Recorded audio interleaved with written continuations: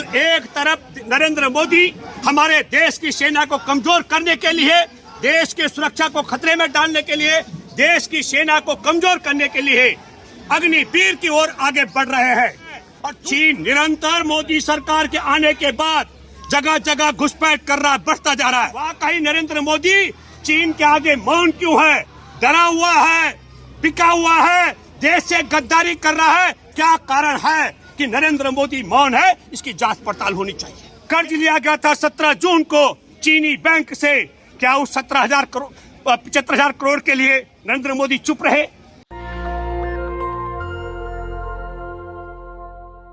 लेकिन एक महत्वपूर्ण सवाल जो देशवासियों को सुनना और समझना चाहिए, 15 जून 2020 को हमारे 20 निहत्थे जवानों की हत्या के बाद हमारे देश में चीन का आयात 1,853 लाख बढ़ चुका है प्रतिवर्ष। ये सोचने का विषय है। कर्नल अशोक कुमार ने भी ये सवाल उठाया, अशोक कुमार सिंह ने।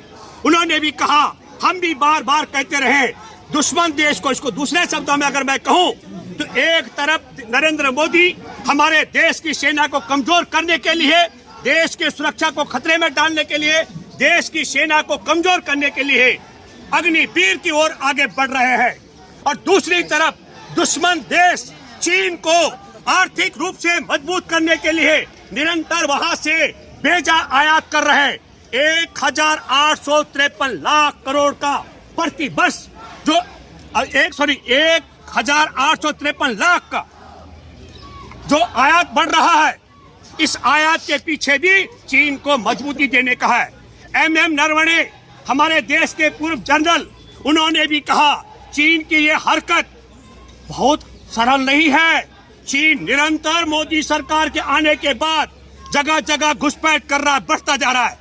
तब ये सवाल खड़ा होता है कि सारे अहम मुद्दे पर मैं तो बधाई देना चाहता हूं जनरल नरवणे को, अशोक कुमार को और आप जैसे तमाम सेना के उन ईमानदार अधिकारियों को जो उठ खड़े हो। देश में बयानबाजी से काम नहीं चलेगा।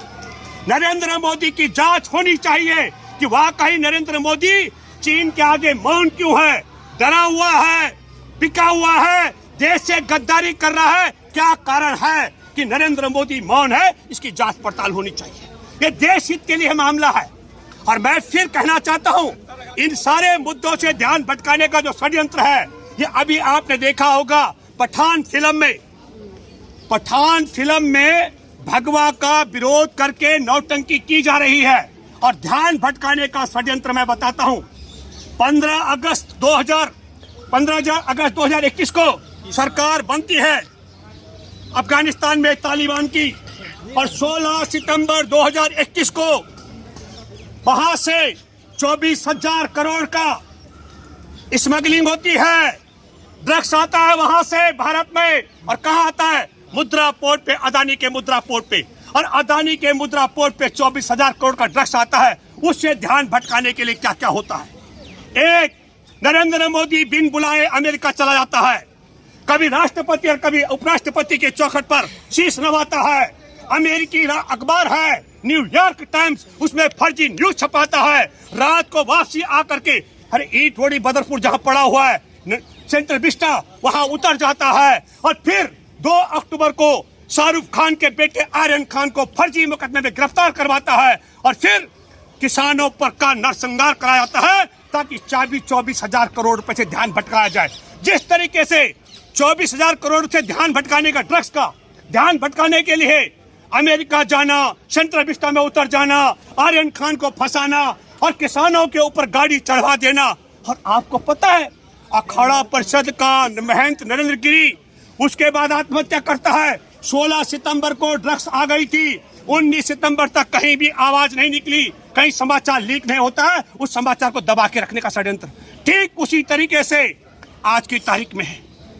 हम फिर एक सवाल करते हैं देशवासियों, हमारे देश के अंदर कई सेना अधिकारियों ने RTI लगाई है भारत सरकार से कि भारत की सरकार, राष्ट्रपति बताए, जब हमारे देश के राष्ट्रीय सुरक्षा सलाहकार का चीनी विदेश मंत्री के साथ समझौता हो गया था, हत्या के बाद 20 जवानों की 76 को घायल करने के बाद, उसके बाद भी चीनी सैनिक वापस क्यों नहीं गए?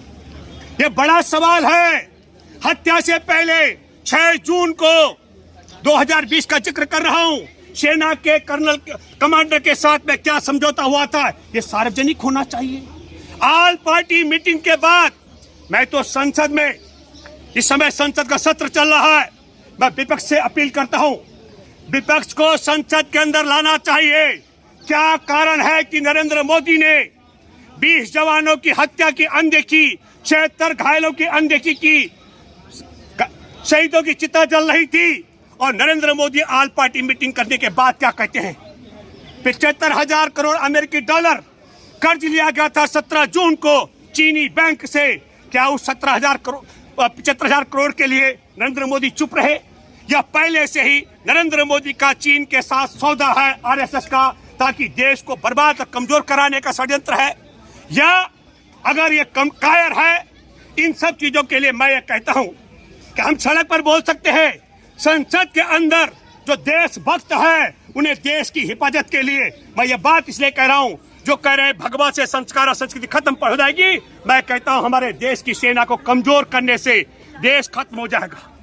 हमारे देश के जवानों की हत्या करवा करके हमारी संस्कृति, हमारा संस्कार, हमारा संविधान, हमारा इंसान सब खतरे में पड़ता है। इतना बड़ा झूठ और फ्रॉड आदमी बैठा है कि जवानों की हत्या के बाद भी कहता है, मरवाने के बाद कहता है, न कोई घुसाया न घुसाया, न किसी ने हमारी सीमा पर कब्जा किया है। और मैं कह रहा हूं, आज जो भगवा के लिए नौटंकी कर रहे हैं उनमें एक सांसद भी है, नवनीत राणा। अरे आप देखिए, नवनीत राणा का एक वीडियो वायरल हो रहा है, एक पिक्चर में शूटिंग कर रही है, पंडित जी भी भगवा पहने हुए थे और ये भी भगवाधारी थी, और पंडित जी से लिपट करके लोटपोट हो रही है, पंडित जी को फंसाने का प्रयास कर रही है। पंडित जी भी फंसे कि नहीं फंसे हो तो चर्चा का विषय नहीं है, लेकिन फिल्म में ये सब दिख रहा है। ये भगवा पहन करके एक दूसरे को जबरदस्ती आलिंगन करते हैं, तब हमारे देश का संस्कृति और भगवा खतरे में नहीं पड़ता है। हमारे देश में सैनिकों की हत्या करा करके प्रधानमंत्री कहता है कोई नहीं घुसा है, तब हमारा भगवा खतरे में नहीं पड़ता है। मेरे दोस्तों, ये रंग का सवाल नहीं है, ये देश की सुरक्षा का सवाल है। 5 मई 2020 से जो चीनी सैनिक हमारे देश की सीमा पर कब्जा करके बैठे थे, उन्हीं सैनिकों ने 15 जून को हमारे जवानों की हत्या की, 76 जवानों को घायल किया, और 2022 में कन्याकुमारी से जब राहुल गांधी 7 सितंबर को यात्रा शुरू करते हैं, तो 8 सितंबर को वही सैनिक, चीनी सैनिक, ये संसद में सवाल उठना चाहिए कि भारत की सरकार, भारत का विदेश मंत्री, भारत का रक्षा मंत्री, भारत का प्रधानमंत्री, भारत का राष्ट्रीय सुरक्षा सलाहकार और भारत की सेना के कमांडर चीन के साथ ऐसा क्या समझौता कर रहे थे, जिसकी पोल खोल अब होने वाली थी राहुल गांधी की पदयात्रा से। पोल तो अमित शाह खोल रहे हैं। दो चीजें अगर बात सुनिए, 2 चीजें बड़ी अहम सवाल है। एक बड़ा सवाल है, अगर इन्होंने तय करके बिठा रखा था उन जवानों को, 16 दौर की बात हो चुकी थी, 16 दौर तक भारत की सरकार गिरती रही, तब चीनी सैनिक वापस नहीं गए।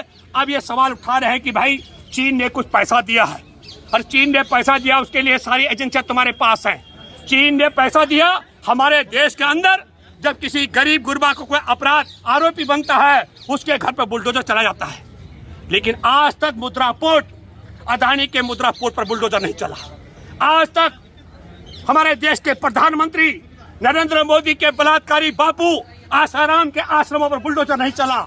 आज तक उन भगवाधारियों के घरों पर बुलडोजर नहीं चला, जिन्होंने बलात्कार और हत्या के मामले में पेरोल पर बाहर आए हुए बलात्कारी हत्यारे से उसको पिताजी बताया और उसको उसका आशीर्वाद पाया। और न बुलडोजर चला आज तक वो संत चिन्मयानंद के स्कूल और घरों पर, जिसने अपनी कॉलेज की लड़कियों से नग्न होकर के मालिश करवाया।